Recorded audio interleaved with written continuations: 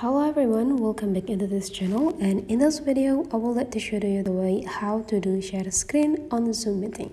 So Zoom application is sometimes used to conduct an live meeting or an online conference, and one of you must be need to share your screen to present the files that containing the material to discuss.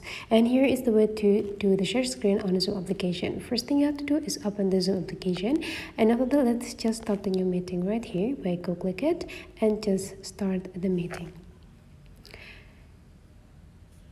And now you already joined into the meeting, and the way to do a share screen on your phone, you just need to go click the screen until this feature turns out here is pop up, and now you just need to slide this feature into the left side until you found the share here. Just go click it.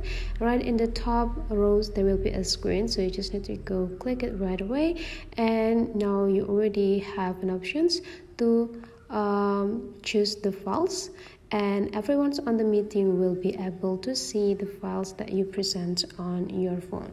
So that's the way, guys, how to do the share screen on your phone. Hopefully this tutorial today is useful for you. So don't forget to leave some comment, like and subscribe into this channel, and I will see you for the next video.